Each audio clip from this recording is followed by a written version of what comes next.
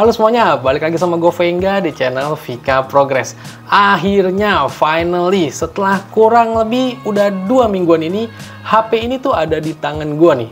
Gue banyak ngerasain hal menarik di HP ini. Dari pertama gue unboxing sampai beberapa video tentang HP ini udah gue bahas buat kalian semua. Nah, sekarang saatnya gue rangkum ke dalam satu video gue ini, yaitu review jujur Itel S23 Plus tanpa endorse, tanpa pinjaman dari pihak manapun.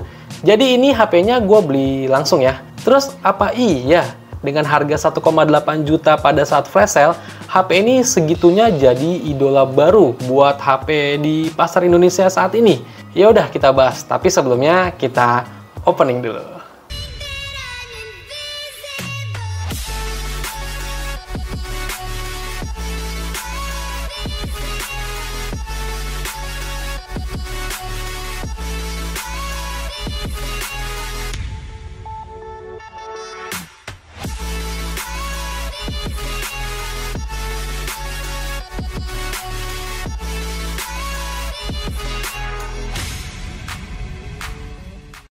Sebenarnya dari awal HP ini rilis tuh udah menuai banyak banget pujian loh. Jelas aja, Itel Indonesia kasih kita banyak bonus. Dimana kita bisa beranggapan, apa iya Itel Indonesia itu jual rugi buat satu HP ini? Karena ketika kalian beli pada saat flash sale, kalian bakal dapetin banyak bonus. Kayak contohnya yang gue dapet ketika HP ini datang, dia ada tempered glass yang bertipe curve atau melengkung, terus ada charger 18 watt, dan earbuds wireless. Jadi dengan harga 1,8 jutaan itu udah menang banyak banget. Belum lagi ketika kita lihat desainnya dari HP ini. Ibaratkan tuh perpaduan 3 HP jadi satu. Yang pertama model kamera iPhone dipakai juga di Itel S23 Plus ini. Yang punya 3 boba di bagian belakang. Terus desain layar melengkung Samsung itu juga dipakai di desain layarnya Itel S23 Plus ini. Dan desain bentuk HP memanjang ini layaknya HP-HP Sony, yang emang bentukannya aspek rasionya itu memanjang. Jadi berasa 3 brand HP bersatu masuk ke dalam satu HP yang dijual cuma di 1,8 jutaan aja. Untuk bahan materialnya ini sih masih terbuat dari plastik ya, baik itu di bagian belakang atau bezelnya, dan layarnya dari Itel S23 Plus ini juga udah pakai panel AMOLED dengan bentang layar di 6,78 inch, resolusinya itu udah Full HD+. Menurut gua hasil warna layar dari Itel S23 Plus ini udah cakep kalau buat nonton. Warnanya itu keluar. Saturasinya emang ngegonjreng banget dan perlu diperhatiin nih. Kalau kalian mau edit foto atau video di Itel S23 Plus ini, harus kalian perhatiin lagi tingkat akurasi warnanya. Ya karena saking over saturasinya buat warnanya. Dan perlu diperhatiin lagi nih, kalau untuk layar di Itel S23 Plus ini masih 60 Hz ya. Jadi kalian yang biasa pakai layar yang udah 90 Hz atau 120 Hz itu pasti bakal berasa banget di Itel S23 Plus ini. Terus HP ini juga udah ada fitur NFC-nya ya. Tapi sayangnya HP ini itu belum dual speaker, alias masih single speaker aja di bagian bawah. Terus ada juga fitur dynamic bar yang dimana kamera depan kalian bisa melebar ketika ada notifikasi buka kunci, ngecas HP, dan yang lainnya. Ya mirip-mirip fitur-fitur di Dynamic Island-nya punyanya iPhone. Dan satu lagi fitur unggulan yang menarik banget nih, dia udah ada fingerprint in display. Jadi fitur kelas HP flagship udah berasa banget. Lanjut ke bagian performanya nih, kita langsung geber main game aja ya. Tapi sebelumnya gue mau kasih info dulu nih, untuk spesifikasi yang ada di Itel S23 Plus ini. HP ini pakai chipset dari Unisoc T616, dimana untuk Antutu benchmark versi 10-nya, dia udah dapat skor di 270 ribuan. Terus chipset ini dipadukan dengan RAM 8GB dan kapasitas penyimpanan memori internalnya itu di 256GB. Baterainya 5000 mAh dan daya ngecasnya di 18 watt. Terus kalau untuk gyroscope-nya ini udah hardware ya, dan berjalan dengan normal, no delay. Langsung aja gue geber main game Mobile Legends nih. Untuk settingan yang bisa dipakai di HP ini ada di grafis tinggi, refresh rate-nya juga tinggi ya, dimana grafis itu mentok kanan bawaan HP-nya ya. Nah, di game MOBA analog ini gue berasa Itel S23 Plus ini masih aman-aman aja dimainkan. Pergerakan karakternya smooth, nggak ada kendala, FPS-nya stabil di angka 40 FPS.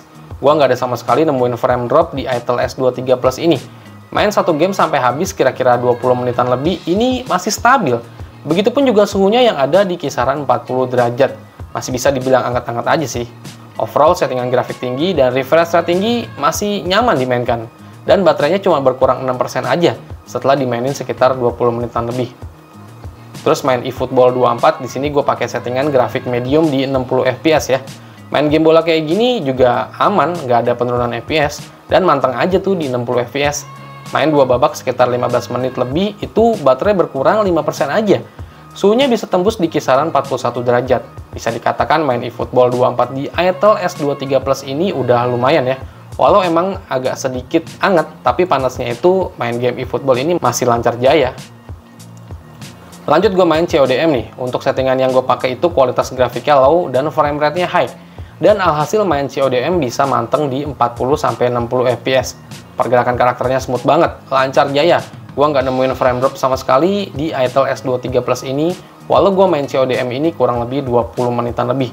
Tapi terkadang FPS-nya bisa turun sampai 30 fps sih, tapi emang masih nyaman banget dimainkan.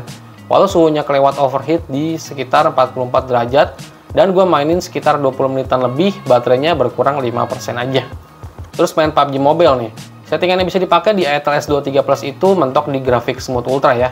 Gue main sekitar 20 menitan lebih, ya sumpah sih prosesor ini sebenarnya boleh dibilang dengan harga di bawah 2 juta sih udah killer banget. Tapi sekali lagi, untuk cooling sistemnya di ITEL S23 Plus ini masih belum bisa menekan suhu panas saat main game. Gue sangat menyarankan buat kalian pakai fan cooler sih, ya kalau buat main game yang lama ya. Main PUBG Mobile sebenarnya udah nggak ada sama sekali gue nemuin frame drop, walau suhunya yang dihasilkan ketika gue mainin itu tembus di 45 derajat. Main settingan Smooth Ultra nyaman banget, walau dalam kondisi ngeras sekalipun. Dan main sekitaran 20 menit lebih, baterai berkurang 8%. Terus yang terakhir gue geber main Genshin Impact nih, dan settingannya gue pakai di grafik rendah di 30 fps ya. Dan ternyata masih lumayan juga si ITEL S23 Plus ini. Pergerakan karakternya ketika kita berantem sama musuh aja terlihat smooth. Suhu yang dihasilkan ini bisa tembus lebih dari 43 derajat ya. Settingan terendah di 30 fps sebenarnya lumayan cepat panas sih. Mungkin kalian bisa turunin settingan ke 1 tingkat dan gamenya mungkin berjalan lebih baik. Dan suhunya juga nggak terlalu cepat panas. Intinya suhu yang bisa tembus lebih dari 43 derajat di Genshin Impact ini bikin si ITEL S23 Plus ini udah lumayan overheat. Tapi masih tetap stabil dan main sekitar 20 menitan lebih, baterai berkurang 11% lebih karena saking panasnya sih. Jadi kalau buat main game, HP ini sebenarnya bisa aja, tapi kita nggak bisa nuntut banyak buat grafiknya.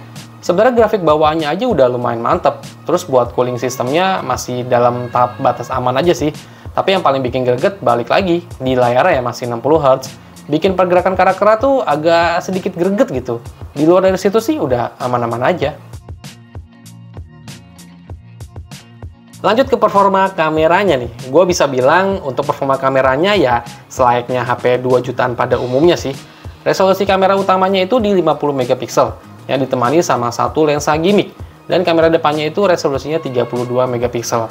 Dan buat hasil foto dari ITEL S23 Plus ini, yang penting detailnya cukup, terus highlight-nya pas, dan saturasinya agak sedikit ngegonjreng sih udah pas banget buat upload ke sosmed.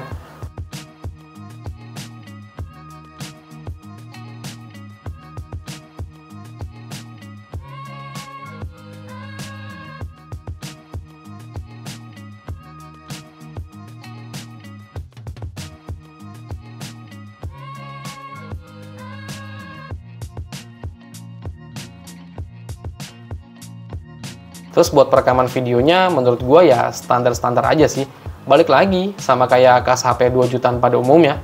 Dan resolusinya cuma bisa mentok di 1080p di 30 fps aja. Ini gue pakai mode stabilisasinya gue aktifin ya.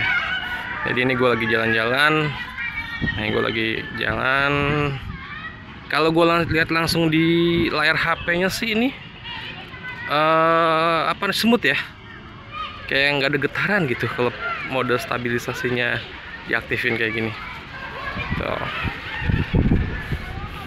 Ini mentok di 1080p 30 fps aja nih. Jadi kalian coba dengerin juga untuk kualitas audionya kayak gimana. Tuh. Jadi kurang lebih ya kayak gini. Ini mode stabilisasinya gue aktifin ya. Oke. Dan ini perekaman kamera depan ITEL S23 Plus, resolusi mentok juga 1080p 30 fps. Ini mode stabilisasinya aktif ya. Kalian cek. Kalau gue lihat di layar HP-nya sih masih shaky gimana gitu. Kalian dengerin juga audionya ya. Kurang lebih kualitasnya kayak begini. Panas. Dan yang terakhir untuk jangka waktu pemakaian lama, menurut gua ini HP nggak nuntut buat kebutuhan gaming aja. Layarnya juga terbilang cakep, belum lagi desainnya udah khas flagship banget. Mana ada coba brand lain yang bisa niru kemegahan desain dan harga dari itel S23 Plus ini. Buat gaya juga udah mantep banget. Jadi ya HP ini terlalu menang banyak buat kalian beli. Ya udah, mungkin segini dulu aja yang bisa gua share ke kalian review jujur itel S23 Plus dari gua. Semoga bermanfaat buat kalian semua dan sampai ketemu lagi di video gua berikutnya. Venga pamit. Bye bye.